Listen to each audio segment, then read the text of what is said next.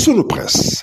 À la présentation Aïcha Toupam. Sunu Presse vous est offert par le Grand Carnaval de Dakar. Bonjour. La réponse de Macky Sall à Ousmane Sonko, le débordement du fleuve du Sénégal, la qualification de l'équipe nationale du Sénégal à la CAN Maroc 2025, entre autres sujets, sont mis en exergue par les quotidiens reçus ce matin. Macky dément Sonko, titre le journal Le Quotidien, revenant sur la falsification des chiffres des finances. Selon lui, la déclaration du Premier ministre sont fausses et totalement fausses. Il estime avoir laissé un pays avec des indications au vert.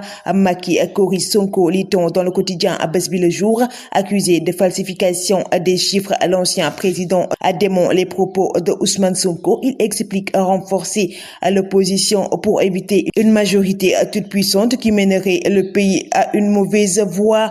Réumi Quotidien abonde dans ce même siège et titre Macky contre-attaque après les accusations du Premier ministre Ousmane Sonko. Le journal Enquête traite également cette question avec Macky Sall qui refute les accusations de mauvaise gestion des finances publiques.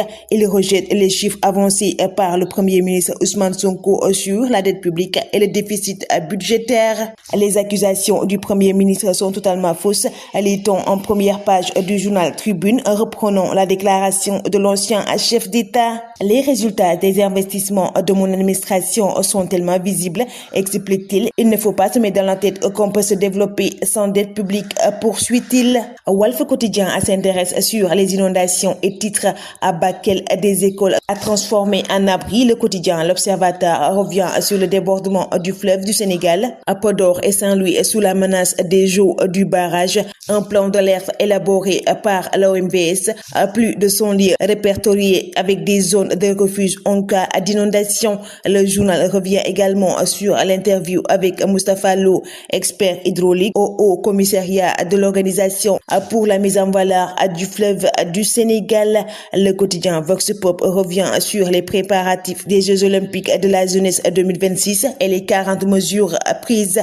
L'État a contribué à hauteur de 36 milliards de francs CFA, dont 7,5 milliards mobilisés en plus de 5 milliards au titre de contrepartie et impasse pour travaux. Le journal Libération traite l'affaire du titre foncier 1451 et le parquet financier qui entre en action. À l'origine, une plainte déposée par les héritiers de feu Ousmane Beng pour escroquerie, faux et usage de faux. Le journal Les Échos revient sur le match Sénégal-Malawi avec à sa une et Sadio sauva encore le Sénégal. Le quotidien pointe les déchets techniques chez les Lions. Le journal Sud Quotidien abonde dans ce même siège et parle du coup KO de Sadio Mané et la qualification de l'équipe nationale du Sénégal à la Coupe d'Afrique 2025 et le 18e pour les Lions. Abidjan va accueillir la finale de la poule L entre le Burkina Faso et le Sénégal. Sadio qualifie les Lions, s'exclame le journal Record. 46 buts en 111 sélections pour Niancho. Le journal revient également sur les 10 ans d'invincibilité en éliminatoire du Sénégal avec 24 victoires, 6 nuls en 30 matchs. Le Carnaval de Dakar célèbre le riche patrimoine culturel africain.